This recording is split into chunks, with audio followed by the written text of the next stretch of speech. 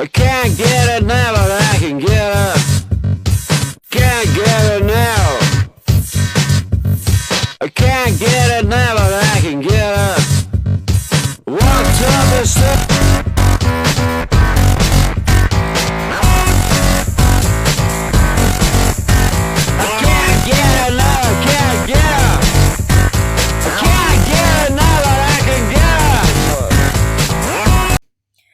Hola a todos, ¿cómo les va?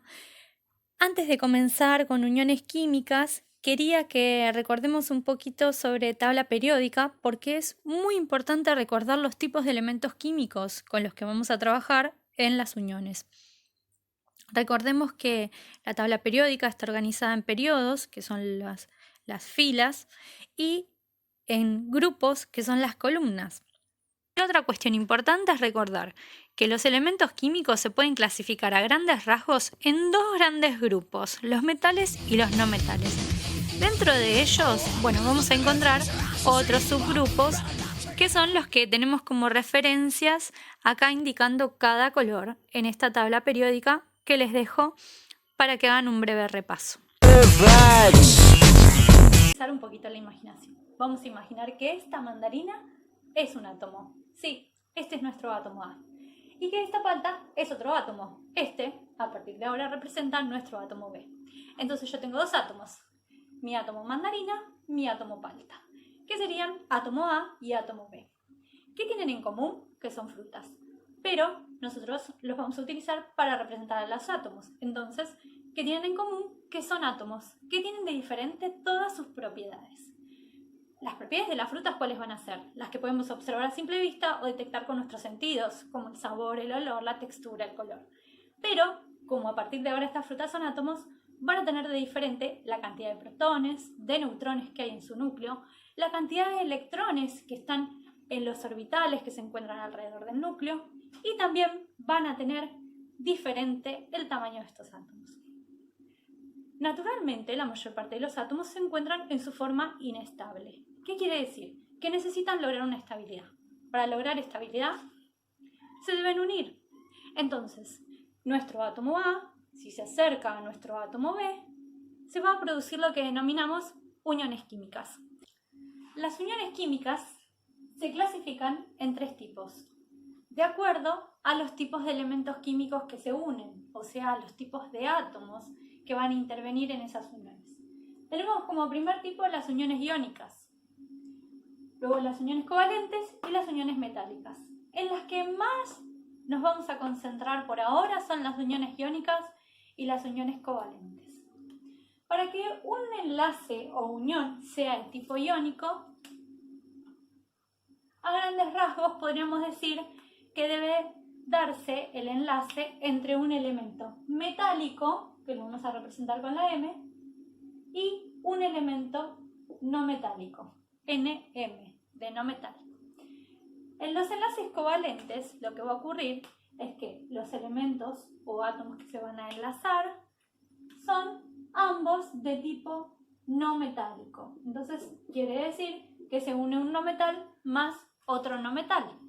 Sin embargo, en las uniones metálicas se van a enlazar de una manera completamente diferente solamente elementos de tipo metálicos. Pero dijimos que vamos a profundizar en las iónicas y las covalentes. Entonces vamos a comenzar con algunos ejemplos. Antes de comenzar con el ejemplo, quiero hacer una aclaración, y es que el elemento químico hidrógeno es un no metal, a pesar de encontrarse ubicado en la tabla periódica del lado donde están los metales.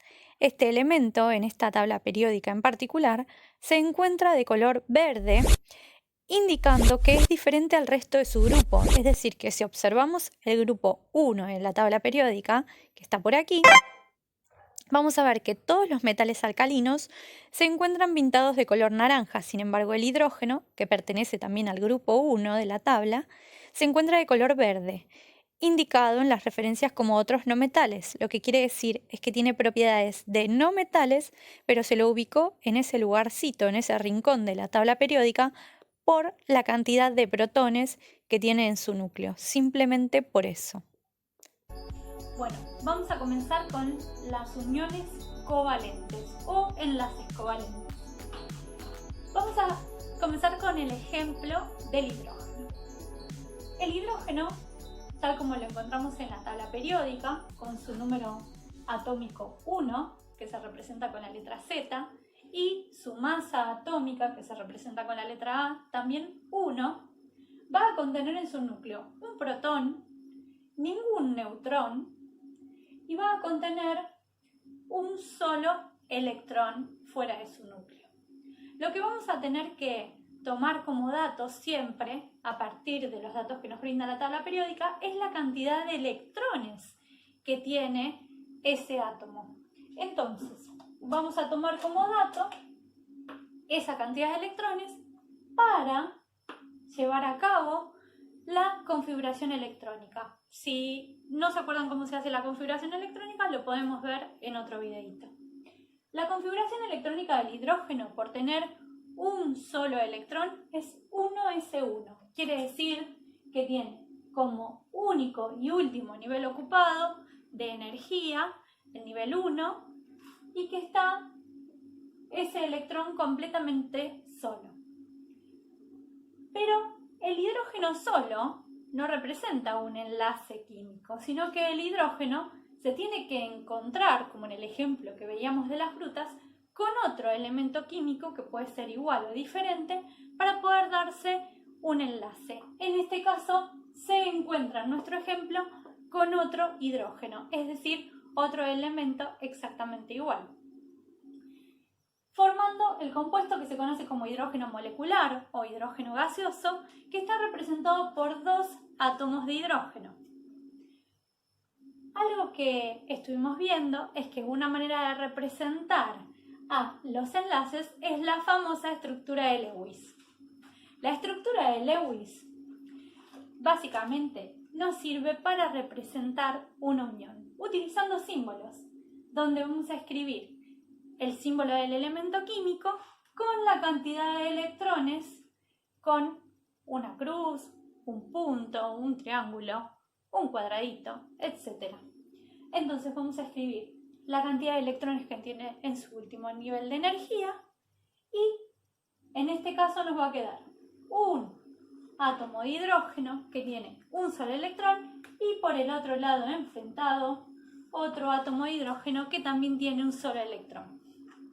Cuando se produce el enlace, lo que va a ocurrir es que van a compartir, por ser un enlace covalente, van a compartir esos electrones, hasta llegar solamente a la cantidad de 2 electrones, porque en el caso del hidrógeno llegamos solo a 2 electrones, que es la cantidad de electrones que contiene el gas noble más cercano, que es el helio.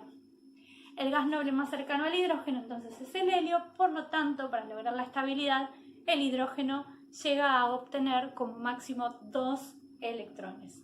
El resto de los elementos no metálicos y metálicos, cuando logran la estabilidad, van a obtener 8 electrones en su último nivel, respetando también la cantidad de electrones del gas noble más cercano a ellos en la tabla periódica. Bueno, continuemos con el ejemplo. Entonces ya tenemos el enlace representado. Esta estructura que vemos acá es la famosa estructura de Lewis, donde podemos decir que hay un solo enlace. Y esto se denomina unión covalente simple. Hay varias maneras de representarlo, pero esta es la manera más correcta. Otra manera de representarlo sería escribirlo de esta manera y representar con una especie de globito o círculo el par que se está compartiendo. Bueno, otra manera de representar los enlaces covalentes es mediante la estructura desarrollada. Lo único que hacemos es colocar una línea o guión en el enlace que se estaría dando entre estos átomos. Al ser un enlace simple, tenemos un solo guión entre estos átomos. Ahora sí, comenzamos con las uniones iónicas. En las uniones iónicas van a participar un metal y un no metal, o sea que van a tener propiedades completamente diferentes. Una propiedad importante de los metales es que tienden a ceder electrones. No te olvides de esto. Tienden a ceder electrones. Y los no metales tienen generalmente mayor electronegatividad, lo que quiere decir que tienen una tendencia a ganar los electrones. Básicamente, el no metal va a robarle siempre los electrones del último nivel al elemento metálico.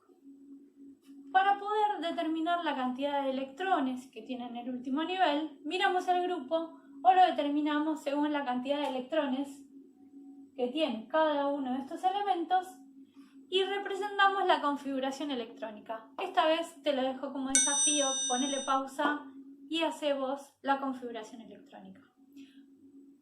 ¿Cuántos electrones va a tener en el último nivel el sodio?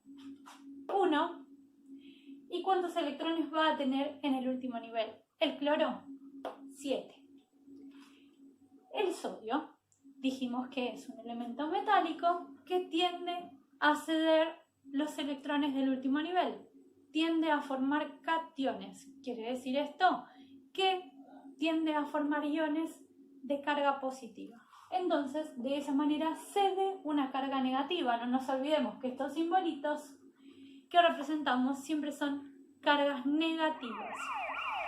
Bien, entonces el sodio va a entregarle o cederle un electrón al cloro.